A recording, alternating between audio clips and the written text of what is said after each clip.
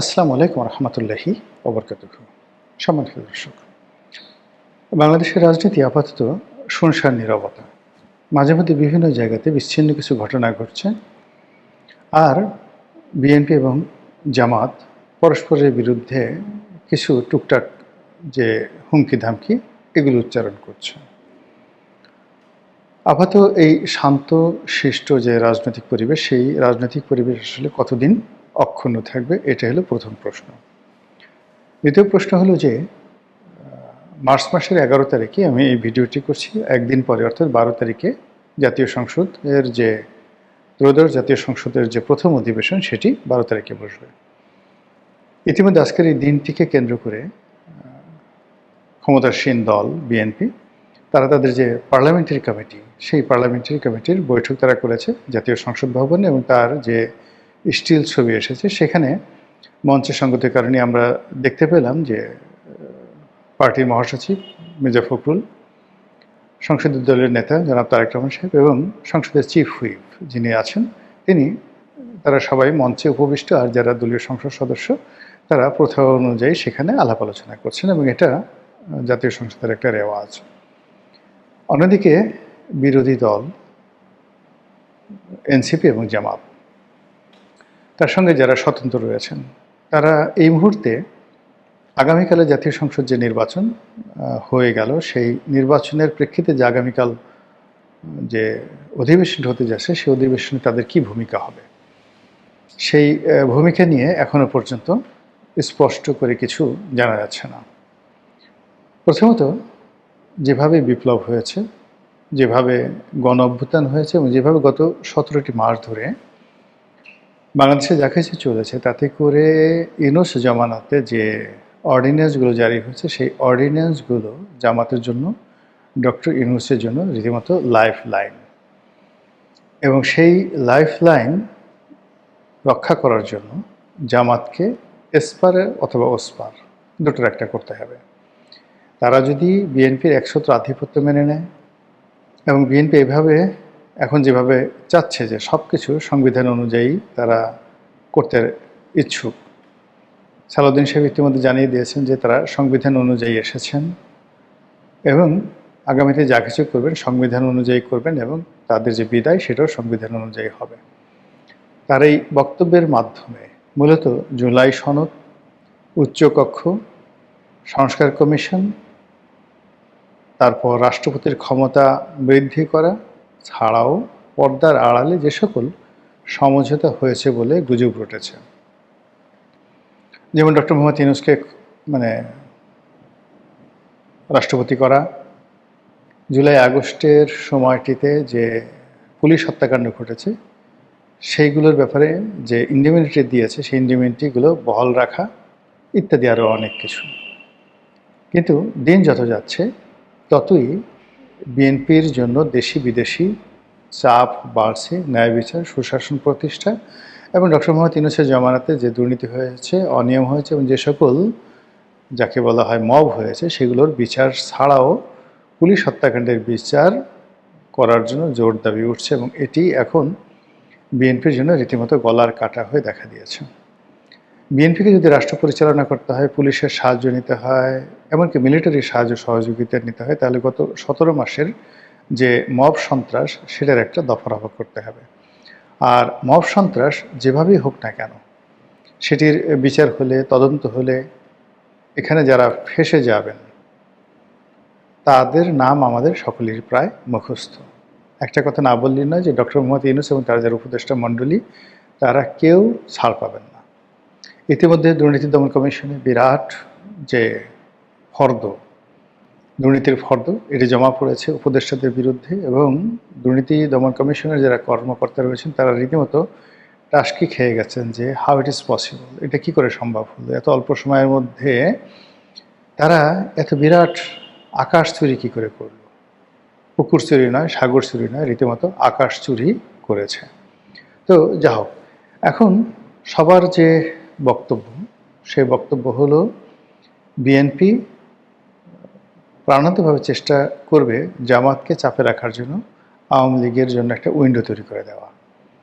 আবার অন্যদিকে বিএনপি চাইবে জামাত চাইবে যে আওয়ামী লীগের সঙ্গে তাদের একটা যে রাজনৈতিক সম্পর্ক সেটি তারা তৈরি করবে এবং তৈরি করে আওয়ামী লীগ এবং জামাতের মাধ্যমে একটি বিরোধী দলীয় রাজনৈতিক শক্তি সংসদের ভিতরে এবং বাইরে বর্তমান সরকারের জীবনকে রীতিমতো ত্রাহি ত্রাহি করে তুলে দেওয়া এবং খুব দ্রুত আরেকটি অন্তর্বর্তীকালীন যে নির্বাচন, মধ্যবর্তী নির্বাচন, তত্ত্বাবধায়ক সরকারের অধীনে একটা মধ্যবর্তী নির্বাচন, সেই নির্বাচনের অনুষ্ঠান আয়োজনের জন্য সরকারের উপর চাপ প্রয়োগ করা, এরকম একটা চাল চলছে। এর বাইরে আওয়ামী লীগ আসলে কি করছে?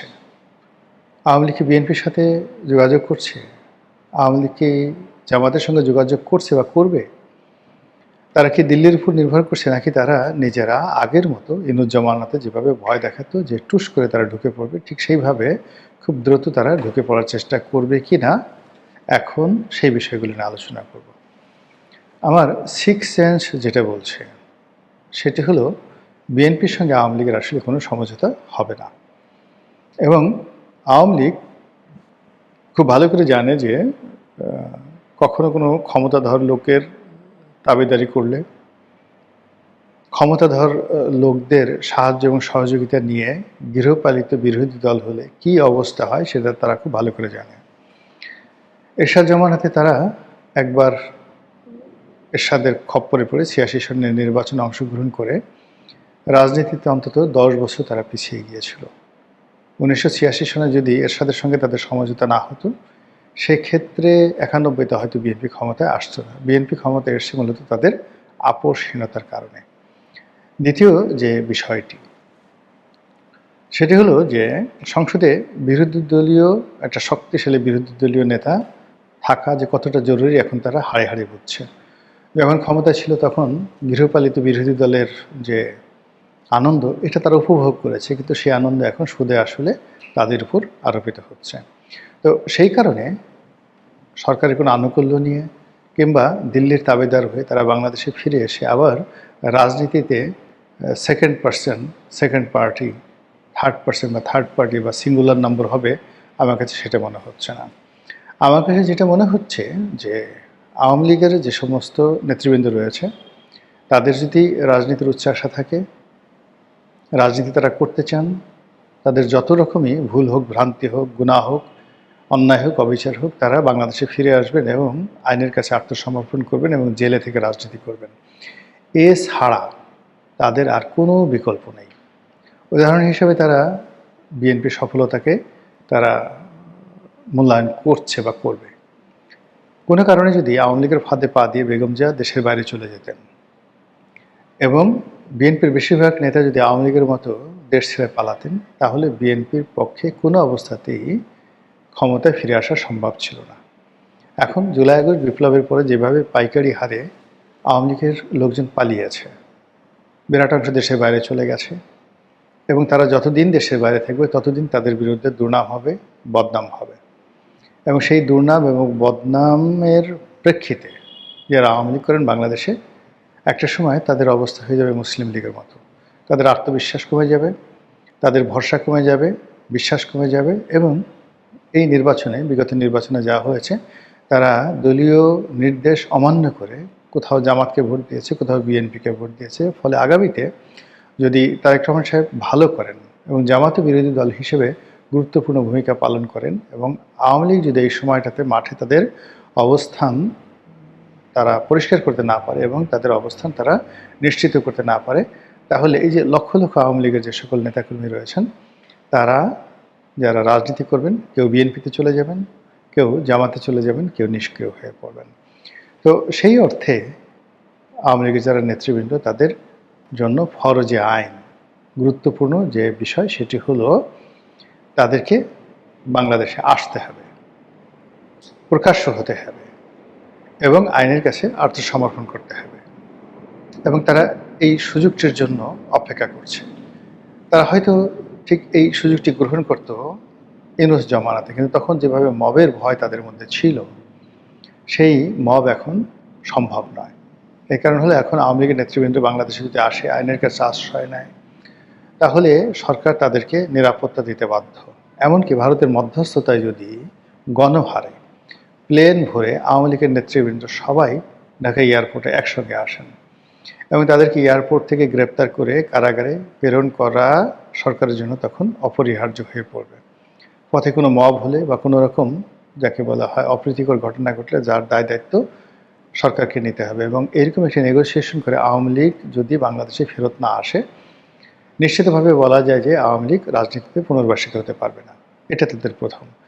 দ্বিতীয়ত হলো যে তারা যেভাবেই আসুক না কেন, দিল্লির মাধ্যমে আসুক কিংবা বিএনপির মাধ্যমে আসুক, আলটিমেটলি তাদেরকে রাজনীতি করতে হবে রাজপথে এবং রাজপথে রাজনীতি করতে গিয়ে তাদেরকে অবশ্যই রাজপথের অন্যান্য যে সকল রাজনৈতিক দল বিশেষ করে জামাত তাদের সঙ্গে তাদের সম্পর্ক হওয়ার সম্ভাবনা খুব বেশি।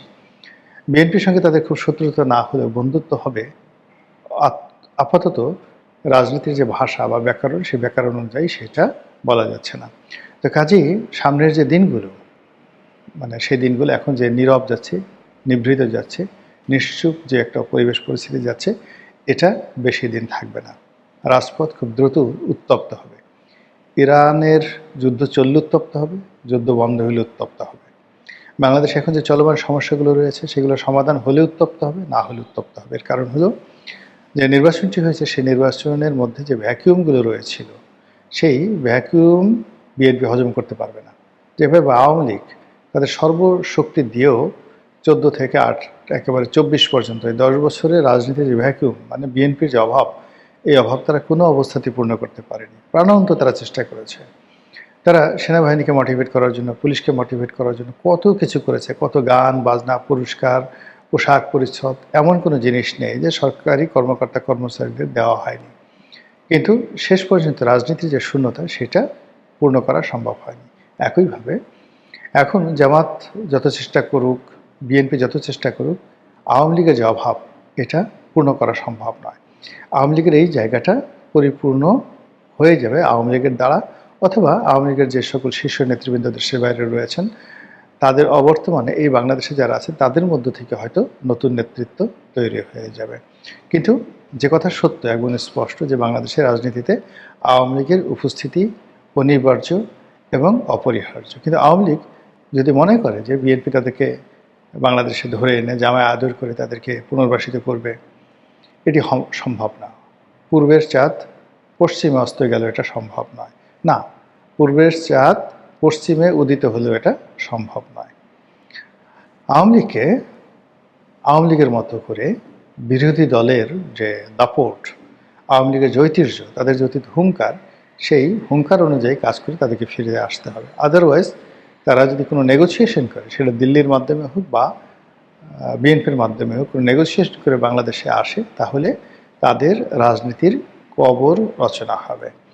অন্যদিকে আওয়ামী লীগ যত সহজ মনে করছে, আওয়ামী লীগের অনেক নেতৃবৃন্দ যে নরেন্দ্র মোদী অনেক কিছু করে দেবে, দিল্লি অনেক কিছু করে দেবে, ইরান যুদ্ধ কিংবা ইরান আমেরিকা যুদ্ধ কিংবা ইরাক আমেরিকা যুদ্ধ, সেই ইতিহাসগুলো দেখেন।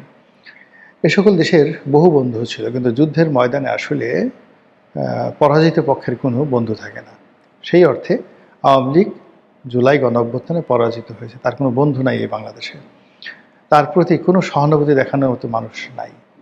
একান্ত একরোখা কিছু মানুষ আছেন আওয়ামী লীগ করেন, তারা মাঝে মধ্যে 32 নম্বরে ফুল দিতে যান, একটা দুটো মিছিল করার চেষ্টা করেন, আবার সেগুলো ফেসবুকে দিয়ে তারা নেত্রীর সাথে কথা বলে, অর্থাৎ শেখ হাসিনার সঙ্গে কথা বলে তারা দেখান যে ইয়া করেছি, ওয়া করেছি ইত্যাদি ইত্যাদি কথাবার্তা। ওটা ওই পর্যন্তই। আলটিমেটলি তাদেরকে গতানুগতিক রাজনীতির যে কৃষ্টি রয়েছে, কালচার রয়েছে, সেটা অনুসরণ করেই রাজনীতি করতে হবে এবং বাংলাদেশে ফিরে আসতে হবে। মহান আল্লাহ আমাদের সবাইকে হেদায়েত দান করুন এবং হেফাজত করুন। আসসালামু আলাইকুম ওয়া রাহমাতুল্লাহি ওয়া বারাকাতুহু।